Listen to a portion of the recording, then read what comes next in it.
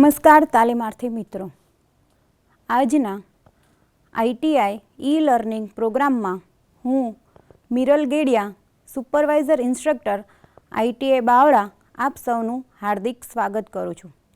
તો આજે આપણે ITIમાં ચાલતા કોમ્પ્યુટર ગ્રુપ અંતર્ગત manage and settings user accounts practical વિશે તમને સંપૂર્ણ તાલીમસહ માહિતી આપીશ. કોમ્પ્યુટર પર કોઈ પણ યુઝરને કામ કરતાં રોકી શકવા માટે વિન્ડોઝ ઓપરેટિંગ સિસ્ટમ યુઝર અકાઉન્ટ્સની ફેસિલિટી પૂરી પાડે છે. વિન્ડોઝ ઓપરેટિંગ સિસ્ટમમાં મુખ્યત્વે 3 ટાઈપના યુઝર હોય છે. એડમિનિસ્ટ્રેટર, જે કોમ્પ્યુટરનું સંપૂર્ણ નિયંત્રણ કરી શકે છે. બીજું છે સિસ્ટમ યુઝર, જે કોમ્પ્યુટરને સુવ્યવસ્થિત રીતે ઉપયોગ કરી શકે છે. ત્રીજું છે જે ગેસ્ટ યુઝર, જે કોમ્પ્યુટરનો કામચલાઉ ઉપયોગ કરી શકે છે.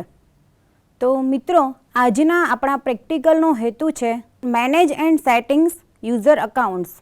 આ પ્રેક્ટિકલમાં આપણે યુઝર એકાઉન્ટ્સ કેવી રીતે ક્રિએટ કરવું, યુઝર એકાઉન્ટ્સના સેટિંગ્સ કેવી રીતના બદલવા, યુઝર એકાઉન્ટ્સને પાસવર્ડથી સુરક્ષિત કેવી રીતે કરવું, તેમજ યુઝર એકાઉન્ટ્સમાં પિક્ચર કઈ રીતે સેટ કરવું, આ બધી બાબત વિશે આપણે ડિટેલ્સમાં જોઈશું. કોમ્પ્યુટરમાં યુઝર અકાઉન્ટ્સ ક્રિએટ કરવા માટે આપણે સ્ટાર્ટ બટન પર ક્લિક કરી સેટિંગ્સના ઓપ્શન્સમાં જઈને અકાઉન્ટ્સ નામના ઓપ્શનની મદદથી કરી શકીએ છીએ. અહીં તમે જોઈ શકો છો કે આ કોમ્પ્યુટરમાં ઓલરેડી એક અકાઉન્ટ ક્રિએટ કરેલું છે, જેનું નામ છે ST4DIAS. જો બીજું કોઈ અકાઉન્ટ હવે ક્રિએટ કરવું હોય તો આપણે લેફ્ટ મેનુમાં જે ફેમિલી એન્ડ અધર યુઝર્સ છે ત્યાં જઈને આપણે નવું અકાઉન્ટ ક્રિએટ કરી શકીએ છીએ.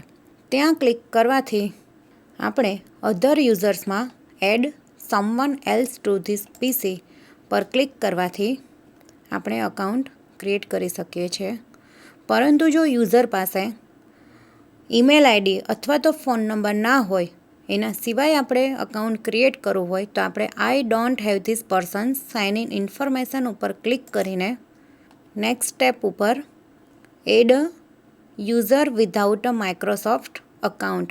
જ્યારે યુઝર પાસે માઇક્રોસોફ્ટ અકાઉન્ટ ઈમેલ ID હોતું નથી, ત્યારે આપણે જસ્ટ યુઝર અકાઉન્ટ જ ક્રિએટ કરવાનું હોય છે, ત્યારે add user without a Microsoft account પર ક્લિક કરીને આપણે યુઝર અકાઉન્ટ ક્રિએટ કરી શકીએ છીએ.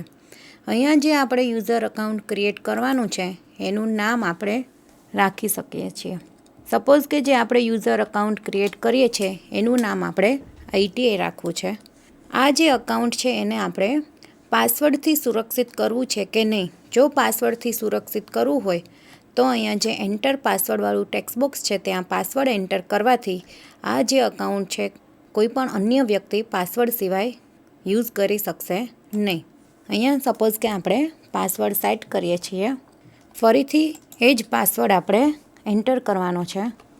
પાસવર્ડથી જો આપણે અકાઉન્ટને સુરક્ષિત કરવું હોય અને જો આપણે પાસવર્ડ ભૂલી ગયા હોય તો એના ઓપ્શનમાં સિક્યુરિટી ક્વેશ્ચન આપણે સેટ કરવાના થાય છે, જેથી કરીને જ્યારે પણ પાસવર્ડ ભૂલી જઈએ છીએ તો સિક્યુરિટી ક્વેશ્ચનની મદદથી આપણે આપણો પાસવર્ડ રિકવર કરી શકીએ છીએ. જેના માટે અહીંયા સિક્યુરિટી ક્વેશ્ચન, કોઈ પણ ક્વેશ્ચન સિલેક્ટ કરીને એનો આન્સર અહીંયા ટેક્સ્ટ બોક્સમાં એન્ટર કરવાનો હોય છે. આટલી પ્રોસેસ કરીને નેક્સ્ટ પર ક્લિક કરતાં ITI નામનું યુઝર છે આ કોમ્પ્યુટરમાં ક્રિએટ થઈ જશે.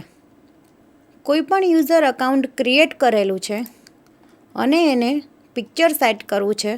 સપોઝ કે આ કોમ્પ્યુટરમાં ST4DIAS નામનું યુઝર અકાઉન્ટ ક્રિએટ કરેલું છે.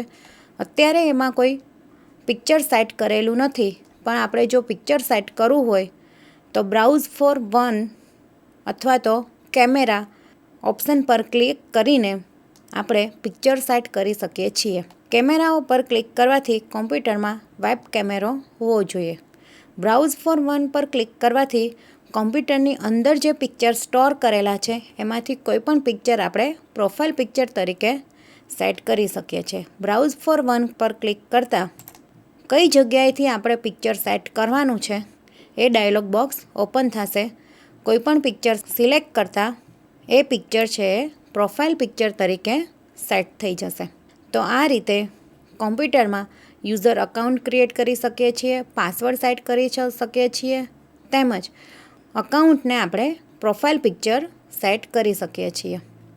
તો મિત્રો, આજે આ પ્રેક્ટિકલમાં આપણે યુઝર એકાઉન્ટ્સના કેવી રીતના સેટિંગ બદલવાના, નવું યુઝર એકાઉન્ટ્સ કેવી રીતના ક્રિએટ કરવાનું, યુઝર એકાઉન્ટ્સને પાસવર્ડથી કેવી રીતના સુરક્ષિત કરવું, તેમજ યુઝર એકાઉન્ટ્સમાં પિક્ચર કેવી રીતના સેટ કરવું, આ બધી બાબત વિશે આપણે ડિટેલ્સમાં અભ્યાસ કર્યો.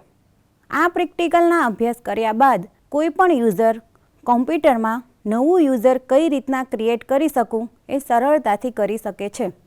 તો આ પ્રેક્ટિકલ વિશે આપને સંપૂર્ણ માહિતી મળી હશે. આભાર.